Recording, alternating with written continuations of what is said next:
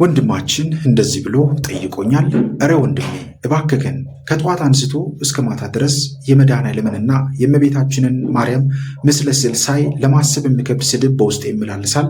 ባማትብ ማረኝም ብል ባለቅስም ከአእምሮ በላይ ሆኖብኛል፣ እባክህን እርዳኝ የሚል ጥያቄ አቅርቧል። ለጥያቄው በጣም እናመሰግናለን። እንግዲህ ውድ ቤተሰቦቼ እንደዚህ አይነት ሀሳቦች በተለይም በጸሎት ሰዓት ላይ በጣም ብዙዎቻችን የምንፈተንበት ነገር ግን ደግሞ ምን እየፈተንን እንዳለ ለምን እንደዚህ አይነት ስሜቶች እየመጡ እንዳሉ ብዙዎቻችን አንገነዘብም። ዝም ብለን እናልፈዋለን ይህንን ጉዳይ። ነገር ግን በጣም የሚገርመው የዲያብሎስ ፈተና ምን ያህል እየፈተናችሁ እንዳለ፣ ምን ያህል የዲያብሎስ ፈተና በጸሎቱ እንዳትባረኩ፣ ከጸሎቱ ፍሬ እንዳታገኙ፣ ከጸሎቱ የሚያስፈልጋችሁን ነገር እንዳታገኙ፣ ከእግዚአብሔር ጋር በጸሎት እንዳትነጋገሩ፣ ከእግዚአብሔር ጋር የጸሎት ሰዓት ጊዜያችሁን ያቺን ትንሽዬ ሰዓት እንኳን ከእግዚአብሔር ጋር እንዳታደርጉ የሚታገላችሁ የዲያብሎስ መንፈስ ነው። አስተውሉ ውድ ቤተሰቦቼ። በመጽሐፍ ቅዱስ ላይ አውሬው ተሳዳቢ አንደበት ተሰጠው ይላል በዮሐንስ ራእይ ላይ። የሚሳደበው ደግሞ እመቤታችንን የክርስቶስ ማደሪያን እመቤታችንን ይሳደባል፣ ታቦቱን ይሳደባል፣ ክርስቶስ እግዚአብሔርን አማላጅ ነው እያለ ይሳደባል። ይህ አውሬው የተባለው የመናፍቁ መንፈስ ነው። የዘንዶ መንፈስ ከውቅያኖስ የሚወጣው ከባህር የሚወጣው የዘንዶ መንፈስ የመናፍቁ መንፈስ ነው። አንድም ይህ የመናፍቅ መንፈስ የተባለው ውድ ቤተሰቦቼ በጣም እዚህ ጋር እንድታስተውሉ የሚፈልገው ነገር በቤተሰቦቻችን ውስጥ ሲመለክ ሲገበር የነበረ የጠቋር መንፈስ፣ የአዳልሞቴ መንፈስ፣ የወሰንገላ መንፈስ ከነበረ እነዚህ መናፍስቶች ውስጣችን ላይ ሲኖሩ፣ እነዚህ መናፍስቶች በቤተሰቦቻችን ውስጥ ሲመለኩ ሲገበሩ ከነበረ እነዚህ መንፈሶች፣ እነዚህ አጋንንቶች፣ እነዚህ የዛር መንፈሶች ሃይማኖት የሚያስቀይሩ መናፍስቶች ናቸው። ብዙ ሰዎች እንደዚህ ብለን ስንናገር ይቀልዳሉ። እኔ ለምሳሌ ለዚህ ነገር ምስክር ነኝ። በቤተሰብ ውስጥ እንደዚህ ነገር ተከስቶ ነበር። ዛሬ ይህንን ነገር ለሰዎች ስናገር ሰዎች እንዲቀየሩ፣ ሰዎች እንዲለወጡ ስለሚፈልግም ጭምር ነው። እኔ በቤተሰብ ውስጥ ይህ ነገር ተከስቷል። ብዙ ቤተሰቦቻችን ሃይማኖታቸው እስኪደበላለቅ ድረስ ሆነዋል። ይህ የሆነው ግን በራሳችን ዝም ብለን ሮጠን ሳይሆን የዛሩ መንፈስ ራሱ ሃይማኖት አስቀይሮ ከቤት ይዞ ይወጣል። ለምን መሰላችሁ? ይህ መንፈስ ትልቁ ስራው በተለይም ጠቋር፣ አዳልሞቴ፣ ወሰንገላ የሚባሉ መናፍስቶች እንደየግብራቸውና እንደየቤተሰቦቻችን አምልኮ እንደሚመለኩበት እንደሚደረግላቸው ግብር ስርዓት ትልቁ ስራቸው ቤተሰብን መበታተን ነው። ቤተሰብን መከፋፈል ነው።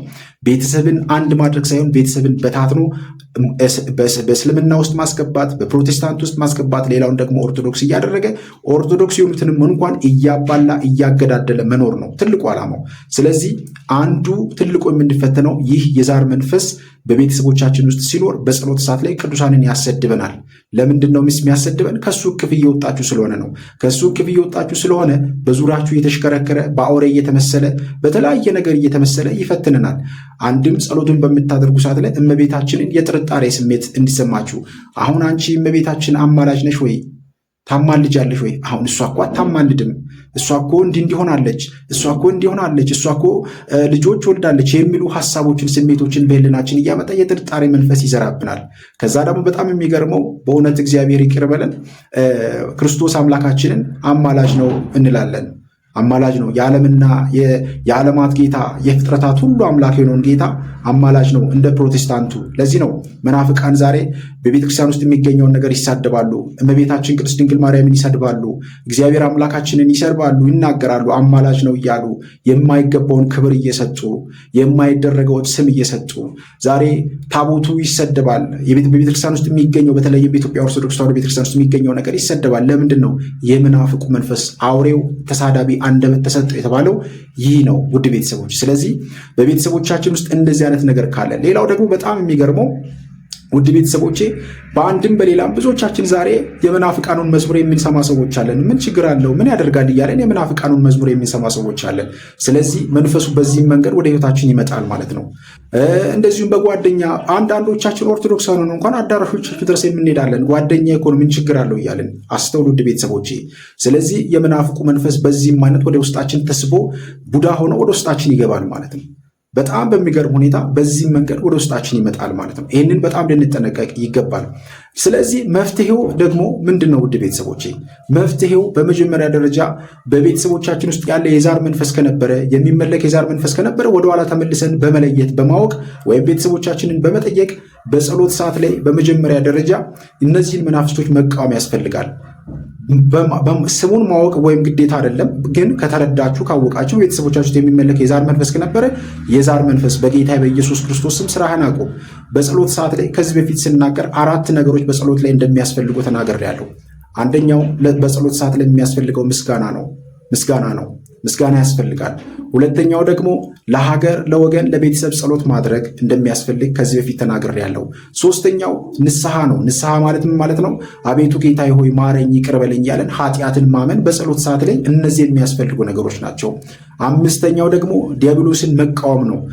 አራተኛው ዲያብሎስን መቃወም እንደሚያስፈልግ ነው። ስለዚህ ሌሎችም ከዚህ በላይ አሉ፣ ግን እነዚህ 4ቱ በጣም አስፈላጊና ወሳኝ ነገሮች ናቸው በጸሎት ሰዓት ላይ። ስለዚህ ሁላችንም ይህንን ልናደርግ ይገባል። ስለዚህ ወንድማችን እነዚህ አይነት ሀሳቦች ሲመጡልህ አንደኛ እንደጀመርከው እንዳልከው ማማተብ፣ መገሰጽ፣ መቃወም ያስፈልጋል። ከዛም በላይ ግን መንፈሱን ለምሳሌ በቤተሰቦች ውስጥ የሚመለክ የሚገበር መንፈስ ከነበረ ያንን መንፈስ መቃወም ያስፈልጋል። በጌታ በኢየሱስ ክርስቶስ ስም የጣዖት መንፈስ፣ የባዕድ አምልኮ መንፈስ፣ የዛር መንፈስ በቅዱስ ሚካኤል ስም ስራ የከሸፈ ይሁን። በመድኃኔዓለም በኢየሱስ ክርስቶስ ስም ዓላማ ዕቅድ ሁሉ የፈረሰ ይሁን።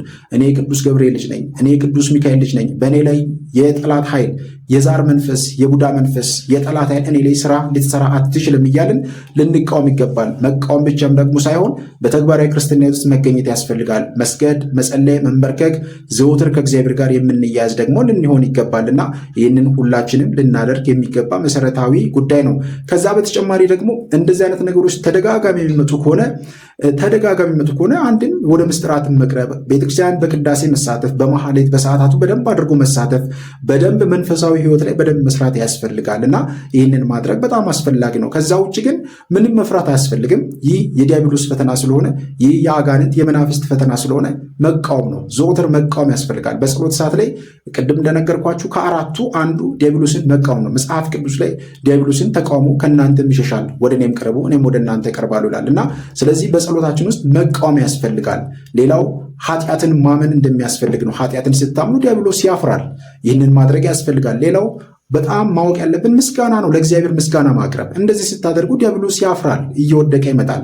ሌላው ለወገን ለቤተሰብ መጸለይ ነው። ዲያብሎስ እንደዚህ እንድታደርጉ አይፈልግም። ይህንን ስታደርጉ ያፍራል፣ ይወድቃል። ስለዚህ ሁላችንም በዚህ መንገድ ልንሄድ ይገባልና እንደዚህ አይነት ስሜት የሚሰማችሁ ሁላችሁም ቤተሰቦቼ የዛር መንፈስ ወሰንገላ፣ አዳልሞት የሚባሉ ጠቋር የሚባሉ መናፍስቶች ውስጣችን ሲኖሩ ከእናት ከአባቶቻችን ከእኛ ጋር አብረው ሲወለዱ በጸሎት ሰዓት ላይ ቅዱሳንን ያሰድባሉ። በተለይም ደግሞ አርብና ሮብ እንኳን እንዳንጾም ከሚያደርጉን መናፍስቶች ውስጥ አንዱ ጠቋር የምንለው ነው። ጠቋር በጣም ደፋር፣ በጣም ከባድ፣ በተለይም እናት አባቶቻችን እንደምናገሩን መንፈሳዊ ዛር ብለው የሚጠሩት ማለት ነው እና አዳልሞቴ ወሰንገላ በጣም ብዙ ሰዎች የሚያውቁት ነው። በተለይም ደግሞ ብዙ ሰዎችን በሀብት የሚያጣላ፣ በንብረት የሚያጣላ፣ በውርስ የሚያጣላ፣ ሃይማኖት የሚያከፋፍል፣ የሚቀያየር እንደዚህ በጣም ብዙ ሰዎች መከራቸውን አይቶበታል። ስለዚህ መፍትሄው በተግባራዊ ክርስትና ውስጥ መገኘት ነው።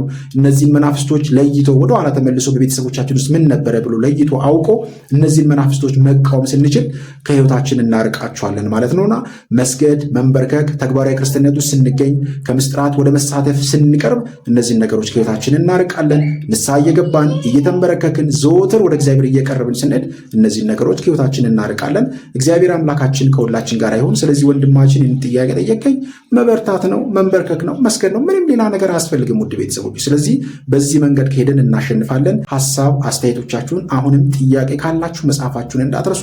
ማንኛውም ሰው የምጽፈውን ጥያቄ በየትኛውም ጊዜና ሰዓት ቢሆን እመልሳለሁኝ። አንዳንዶች ጥያቄ ሳልመልስ የቀር የምትናገሩኝ ሰዎች አላችሁ። ባካችሁን ይህ መንፈሳዊ ቻናል ነው። መንፈሳዊ ቻናል ስለሆነ እየመጣችሁ ኮሜንት ላይ ማይሆን ነገር ባትጽፉ ደስ ይለኛል። እግዚአብሔር አምላካችን ለሁላችን ንጹህ ልብ ይስጠን፣ ንጹህ ማስተዋል፣ ንጹህ ማንነት እግዚአብሔር አምላካችን ያድለን። ስለዚህ ሁላችሁም ጥያቄያችሁን ጻፉ። ባየሁት ሰዓት የሁላችሁንም ጥያቄ እመልሳለሁ። እግዚአብሔር አምላካችን ከሁላችን ጋር ይሁን። ይቆየን። አሜን።